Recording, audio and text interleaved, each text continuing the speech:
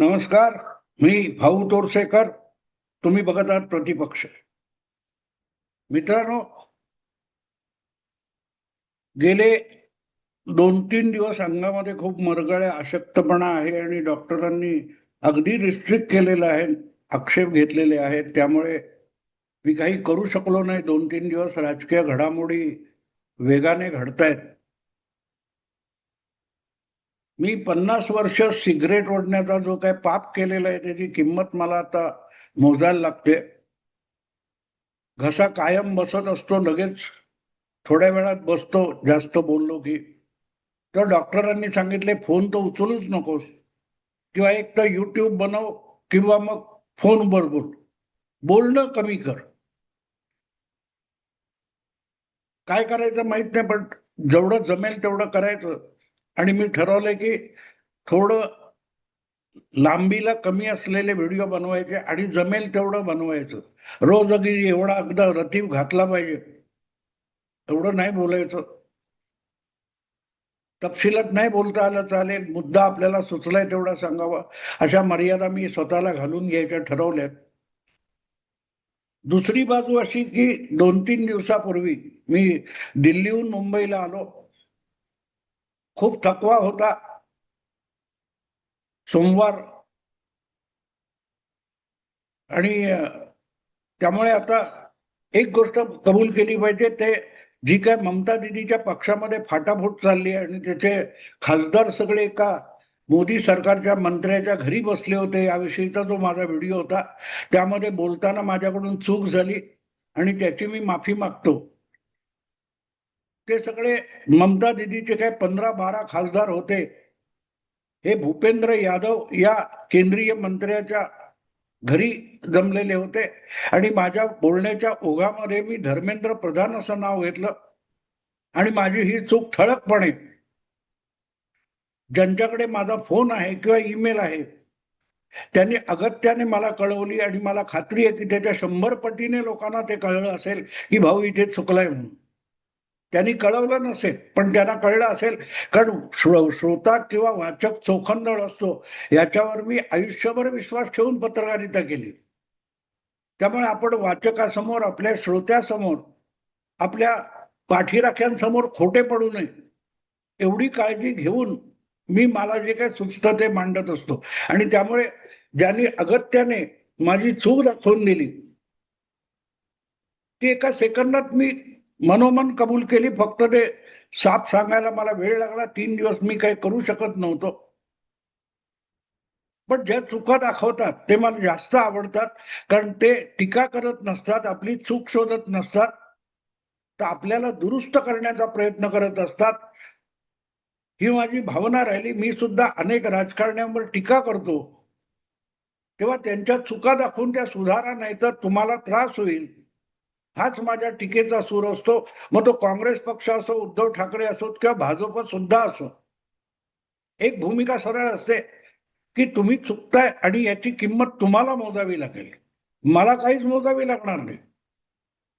माझ्यावर मोदी भक्त असे आरोप झालेत, अनेक आरोप झाले. मी भाजपसाठी बायस आहे किंवा काँग्रेसच्या विरोधात जास्त बोलतो, शरद पवारांचा तर मी शत्रू आहे. पण मी दाखवलेल्या चुका या शरद पवारांना भोगायला लागतायत, ही तर वस्तुस्थिती आहे ना. हजारो लोक असे असतील पवारांचे चाहते की ज्यांनी मला शिव्या घातलेल्या आहेत, पण त्यांच्या शिव्यानी मला कुठे भोकं पडली नाहीत किंवा माझं काही नुकसान झालं नाही. पण शरद पवारांचं तर नुकसान होऊन गेलं ना. आज वयाच्या या वळणावर शरद पवार ज्या परिस्थितीत आहेत, तितकी दयनीय अवस्था शरद पवारांनी वेळीच चुका सुधारल्या असत्या तर झाली असते का? आणि म्हणून त्यांच्या चुका दाखवणं हे अगत्याचं असतं. आणि त्या चुका स्वीकारणं आणि सुधारणं सुद्धा आवश्यक असतं. किंवा भाऊ तोरसेकरला शिव्या घातल्या म्हणून पवारांचं कल्याण होणार नाही. उलट त्या चुकांवर पांघरूण घालणारे पवारांचे चाहते हे पवारांचे सगळ्यात मोठे शत्रू असतात. आणि म्हणून ज्यांनी आता हे भूपेंद्र यादवच्या जागी माझ्या तोंडून धर्मेंद्र प्रधान हा शब्द गेला, तर ज्यांनी मला चुका दाखवल्या ती मी त्यांचे आभार म्हणून स्वीकारतो. कारण ते मला सुधारण्याचा प्रयत्न करतात, मी चुकू नये असं त्यांना वाटतं. टीकाकाराकडे जर आपला हितचिंतक म्हणून बघितलं, म्हणजे शिव्या घालणं वेगळं असतं, शिव्या घालण्याला टीका म्हणत नाही. जे चुका दाखवतात ते मित्र असतात, नुसत्याच शिव्या घालणारे मित्र नसतात. ट्रोलर्स हे निरर्थक असतात, परोपजीवी असतात. कोणाला तरी शिव्या घातल्या की आपली टिमकी वाजली असं त्यांना वाटतं, मी ट्रोलरना किंमत देत नाही. असो, पवारांचा विषय निघालाय आणि आता हे सांगितलं पाहिजे की मला वाटतं तुकोबा महाराजांचं एक अभंग विगर, कल्पवृक्ष कन्येसाठी लावूनिया बाबा गेला. शरद पवार आज त्या अवस्थेमध्ये पोहोचलेले. आपल्या 6 दशकांच्या 5 दशकांच्या राजकारणामध्ये आपण अनेकांना असलेल्याचे नसले केले आणि नसलेल्यांना असलेले केले. अनेकांचं भलं केलं, अनेकांचं वाटोळं केलं. आपण मनात येईल ते करू शकतो. अशा रुबाबामध्ये, अशा आवेशामध्ये शरद पवारांनी दीर्घकाळ राजकारण केलं. पण आज त्यांनाच राज्यसभेवर जायचं, तर इतरांच्या पायऱ्या झिजवायची पाळी आली. आणि आयुष्यात शेवटी सिंचित काय, शिल्लक काय, म्हणून जेव्हा 80च्या 85च्या दारात पोहोचलेले शरद पवार विचार करत असतील, तर त्यांच्या मनात एक कुठेतरी शल्य आहे आणि जे लपत नाही, की आपण जगासाठी, इतरांसाठी काय केलं किंवा त्यांचं बिघडवलं, पण आपल्या मुलीसाठी आपण काय करू शकतो. आपला वारसा चालवण्यासाठी मुलीला पोषक परिस्थिती निर्माण करू शकलो नाही, तिला कुठल्याही जागी प्रस्थापित करून बघू शकलो नाही, हे दुःख आहे. आणि म्हणून मला वाटतं पवारांनी सुद्धा आता आपला पक्ष हा काँग्रेसमध्ये विलीन करायचा ठरवला असेल, तर मला असं वाटतं की त्यांच्या कन्येसाठी, लाडक्या कन्येसाठी, सुप्रिया सुळेसाठी ती चांगली गोष्ट असेल. किंबहुना हा पर्याय मी सुद्धा सुचवलेला होता. मला वाटतं त्याला 1.5-2 वर्ष झाली असतील. शरद पवारांनी काँग्रेस पक्षामध्ये आपला पक्ष विलीन करावा आणि महाराष्ट्राची जबाबदारी संपूर्णपणे शरद पवारांची असेल आणि राहुल गांधी किंवा सोनिया गांधी किंवा प्रियंका वाड्रा यांचा कोणीही चाहता, पाठीराखा, चमचा महाराष्ट्राच्या काँग्रेसच्या राजकारणात ढवळाढवळ करणार नाही, या अटीवर काँग्रेस महाराष्ट्रातली ही शरद पवारांकडे सोपवावी. त्यायोगे सुप्रिया सुळेंना प्रदेश काँग्रेसचा अध्यक्ष करता येईल आणि काँग्रेस पक्षाला सुद्धा एक सोबर नेतृत्व मिळेल. तुमच्या सुप्रिया सुळेंबद्दल माझ्या अनेक तक्रारी आहेत, मी त्यांचे अनेक दोष दाखवलेले आहेत. पण आज महाराष्ट्राच्या काँग्रेस पक्षामध्ये जी काही डोकी आहेत, त्या सगळ्यांपेक्षा महाराष्ट्रातलं काँग्रेसचं नेतृत्व करायला सुप्रियाताई अधिक सुपिरियर आहेत, असं माझं प्रामाणिक मत आहे. आपल्या पित्याची आजवरची पुण्याही त्यांच्या पाठीशी आहे. अधिक त्यांच्याकडे निदान लोकांसमोर असताना मानभावीपणे का होईना, नाटक म्हणून का होईना, कसं वागावं, कसं बोलावं याची समज आहे. आणि काँग्रेसला अशा नेतृत्वाची गरज आहे. कदाचित सुप्रिया सुळे या पाहिजे तेवढी धावपळ करू शकणार नाही, पण ती धावपळ करायला काँग्रेसमध्ये अनेक नेते आहेत गडी काम करणारे.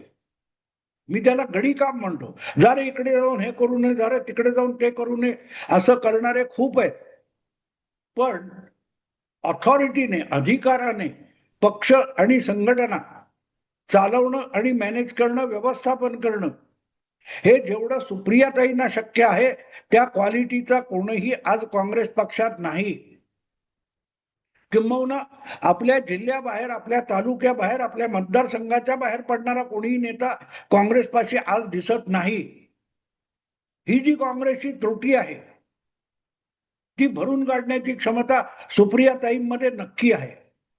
आणि वडिलांचा जो वारसा आलेला आहे, वडिलांची पुण्याई त्यांच्या पाठीशी आहे. त्यामुळे आपलं नेतृत्व प्रस्थापित करण्यासाठी महाराष्ट्रामध्ये काँग्रेसला पुन्हा एकदा प्रस्थापित करण्यापर्यंत सुप्रिया सुळे घेऊन जाऊ शकतील. त्यासाठी एकच काम करावं लागेल.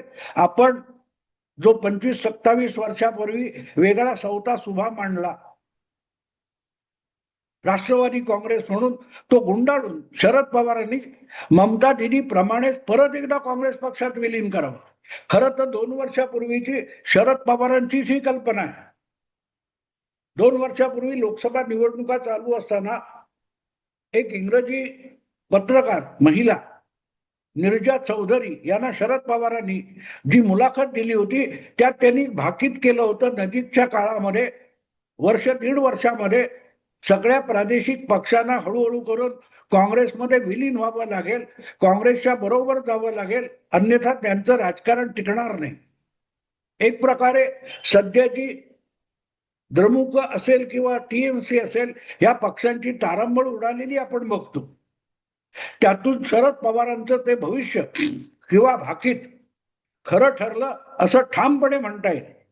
पण प्रश्न असा असतो, पवारांना जाता जाता काहीतरी गोलमाल करणं याची जी खाज आहे ती त्यांची सगळ्यात मोठी समस्या आहे. निर्जा चौधरीने शरद पवारांना तेव्हाच विचारलं होतं की तुम्ही तुमचा पक्ष काँग्रेसमध्ये विलीन करणार का? परिस्थिती असेल तर करीन असं म्हणायला हरकत नव्हती, पण काहीतरी गोलमाल करण्याची जी खाज आहे पवारांची, म्हणून त्यांनी उत्तर दिलं नाही, माझ्या सहकाऱ्यांची मला सल्ला मसलत करावी लागेल. शरद पवारांनी कधी कुठल्या आपल्या सहकाऱ्यांची किंवा सहकारी पक्षांची, मित्र पक्षांची सल्लामसलत कधी केली आहे? ते आपल्याला पाहिजे तेच करतात आणि सर्वानुमते केलं असा एक देखावा निर्माण करतात. आणि त्यातून त्यांना काय मिळतं मला माहित नाही. प्रत्येक वेळेला असल्या नाटकातून त्यांचं नुकसानच झालेलं आहे. की साहेब पावसात भिजले, महाराष्ट्राचं राजकारण फिरलं, अँग्री ओल्ड मॅन, या असल्या खोट्या कौतुकाने पवार जेव्हा भारावून जातात तेव्हा आपल्यासाठी ते अधिक खोल खोल खड्डा सुटतात. आज सुद्धा मला असं वाटतं की पवारांचं भाकीत जर खरं होत असेल, काँग्रेस शिवाय प्रादेशिक पक्षांना या मोदी युगामध्ये पर्याय नसेल, विकल्प नसेल, तर मग इतर सगळ्या प्रादेशिक पक्षांबरोबरच शरद पवारांनी सुद्धा आपला उरला सुरला जो काही पक्ष आहे तो काँग्रेसमध्ये विलीन केला तर बाकी काय होणार नाही. पण दोन बाजूचे फायदे होतील. एक, सुप्रियाताईंना आपण प्रस्थापित करू शकलो नाही, ही जी शल्य आहे, दुःख आहे पवारांचं, त्याच्यावर मलम लावलं जाईल. पण त्याचबरोबर भाजप विरोधी राजकारणामध्ये काँग्रेस सारखा जो एक प्रमुख राष्ट्रीय पक्ष आहे तो बलवान होईल, तो महाराष्ट्रात बलवान होईल. आणि महाराष्ट्रामध्ये आज सुद्धा काँग्रेसकडे चांगली बळकट मत आहेत. नेता नसेल काँग्रेसकडे, पण नेता नसताना सुद्धा काँग्रेसकडे महाराष्ट्रामध्ये 12, 14, 15% जाणारी मतं आहेत आणि ती कमी नाहीत मित्र, कमी नाही. एखादी सुपीक जमीन असते, तिची मशागत केली नाही तरी पडलेलं कुठलंही बीज उगवून येतं. तशी काँग्रेसची परिस्थिती महाराष्ट्रात आहे. तिथे पवारांचं काय ते मार्गदर्शन आणि सुप्रियाताईंचं नेतृत्व मिळालं तर मला वाटतं काँग्रेसला महाराष्ट्रात पुनरुज्जीवित करता येईल. कल्पवृक्ष करण्यासाठी लावणीया बाबा गेला, तसंच शरद पवारांनी शेवटच्या क्षणी एक चांगला निर्णय घ्यावा आणि आपला पक्ष काँग्रेसमध्ये विलीन करून काँग्रेसचाही फायदा करावा आणि आपल्या मुलीलाही प्रस्थापित करून घ्यावं राजकारणात, असं माझं प्रामाणिक मत आहे. आणि कदाचित या गडबडीत ते होऊन जाण्याची शक्यता मला दिसली म्हणून हा विषय केला. आवडला लाईक करा, शेअर करा आणि प्रतिपक्षाला सबस्क्राईब करा. नमस्कार.